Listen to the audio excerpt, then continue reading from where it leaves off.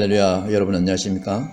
하나님과 함께하는 행복한 시간, 오늘도 성경 말씀 함께 묵상하도록 하겠습니다. 오늘 우리가 함께할 하나님 말씀은 베드로전서 2장 11절로 25절 말씀입니다.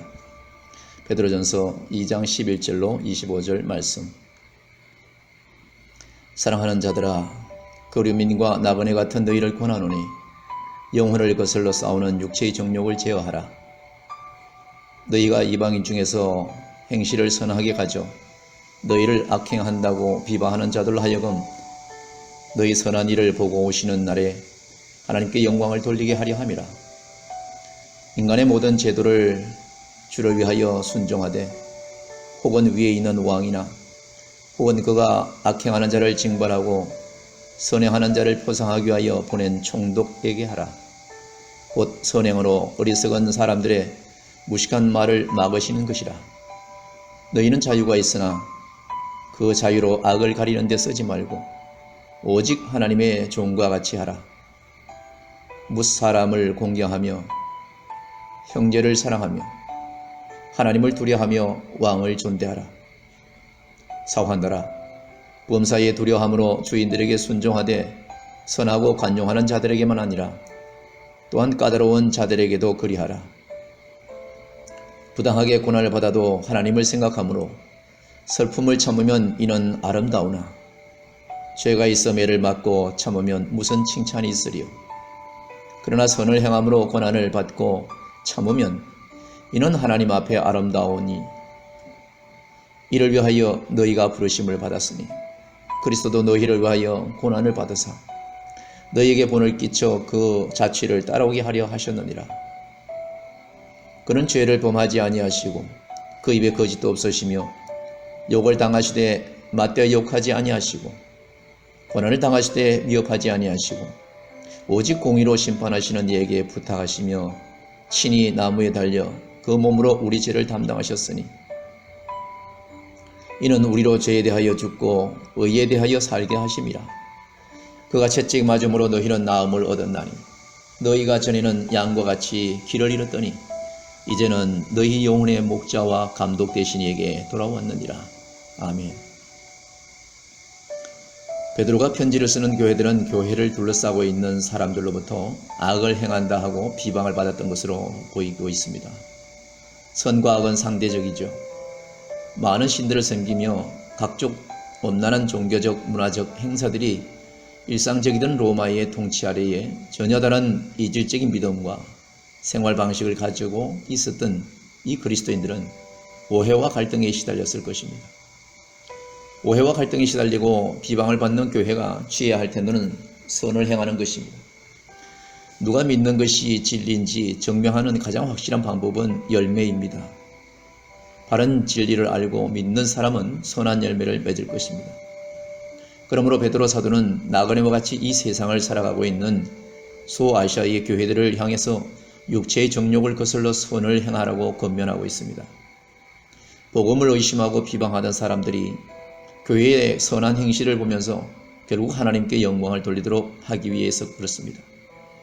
정욕을 따라 마음대로 행하며 자기 자신만을 위해 살아가는 어두운 세상 가운데 서로를 자기 자신과 같이 사랑하며 섬기고 희생하는 모습을 가지고 빛으로서 존재할 때 교회를 통해 하나님이 영광 받으실 것이라고 베드로전서 2장 11절에서 12절 말씀은 우리에게 강조하고 있습니다.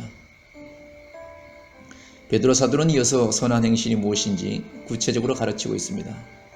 먼저 우리가 속한 사회에 인정하고 있는 모든 법과 제도와 질서에 순종해야 한다고 가르치고 있습니다. 비록 사회에 따라서 부조리한 법과 질서가 분명히 존재하겠지만 그 또한 온 세상을 섭리하시는 하나님의 통치 아래 허락된 법과 질서라는 것이죠. 베드로는 사도는 왕과 총독을 악행하는 자를 징벌하고 선행하는 자를 포상하기 위해 하나님 보내신 사람이라고 말합니다. 교회와 같이 하나님의 뜻에 순종하고 하나님 나라를 드러내는 역할은 하지 못하지만 악하고 무질서한 세상의 질서를 세우시기 위해 하나님이 세우신 권세들이라는 것이죠. 그러므로 하나님의 주권을 인정하고 하나님께 영광을 돌리기 위해 교회는 세상의 법과 질서를 준행하는 선한 행실로 모범을 보여야 된다는 것입니다. 교회는 이미 그리스도 안에서 하나님 나라에 속한 사람들이죠. 오직 하나님의 다스림을 받는 자로서 세상의 관습에 얽매이거나 사람을 두려워할 필요가 없습니다. 그러나 교회는 그 자유를 남용하고 악을 정동하는 데 사용해서는 안 됩니다. 그리스도의 자유는 죄와 사망의 지배를 받으며 헛된 욕망의 종로로 타던 삶으로부터 자유인 것입니다. 하나님의 통치에 순종하며 하나님 나라의 백성답게 거룩하고 영광스럽게 살아가며 하나님 나라의 복과 안식을 누릴 수 있는 자유인 것입니다. 그러므로 교회는 오직 하나님의 종으로 살아야 하는 것입니다. 모든 사람을 존중히 여기고 한 몸을 이룬 교회의 형제를 사랑하며 하나님을 경외하고 국가의 통치를 존대해야 되는 것입니다. 하인의 신분으로 그리스도인이 된 사람들은 모든 일의 주인에게 두려워하는 마음으로 순종해야 되는 것입니다. 당시 종들은 법적으로 보호받을 수 있는 장치들이 전혀 없었고 소유물과 같이 비인격적인 대접을 받았던 시대였습니다. 그러나 베드로 사도는 선한 주인, 관용을 베푸는 주인뿐만 아니라 까다롭게 대하는 주인에게도 순종해야 한다고 가르치고 있습니다. 사람의 종으로서가 아니라 하나님의 종으로서 주인을 섬기는 것이죠. 선을 행했음에도 불구하고 부당한 고난을 받을 때 하나님이 함께 하심을 기억하고 하나님의 영광을 위해 슬픔을 참는 것은 하나님이 보시기에 아름다운 모습입니다. 그런데 죄를 짓고 그 죄 때문에 매를 맞고 참는다면 칭찬을 받을 것이 하나도 없을 것입니다.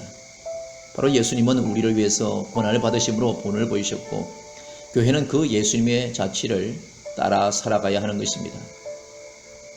예수 그리스도는 죄를 짓지 않으셨고 거짓말한 적도 없으신 분이었음에도 불구하고 모욕을 당하고 고난을 받으셨습니다. 예수님은 욕하는 자들에게 맞서 욕하지 아니하셨고 고난을 주는 자들에게 향하여 위협을 하지 않으셨습니다. 오직 공의로 모든 것을 심판하시는 하나님 아버지께 모든 판단을 맡기셨던 것이죠.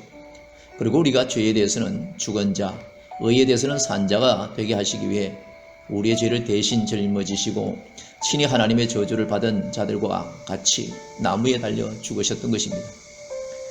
예수님께서 채찍에 맞으심으로 우리가 나음을 얻었다고 성경은 말씀하고 있습니다.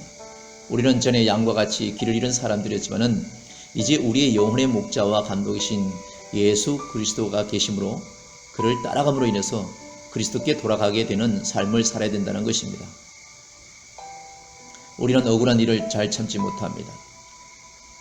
그리스도인이기 때문에 당하는 소외, 비난, 차별, 모욕은 더욱 참기 어렵죠. 기독교가 세상의 기준으로 힘을 얻을수록 더 그렇습니다. 적대적인 사람이나 공동체를 향해 할 수 있는 일이 많기 때문입니다.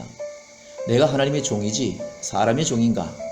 하나님이 두렵지 사람이 세상이 두렵느냐라는 논리로 법과 절차와 상식을 넘어서 기독교적 가치를 세상에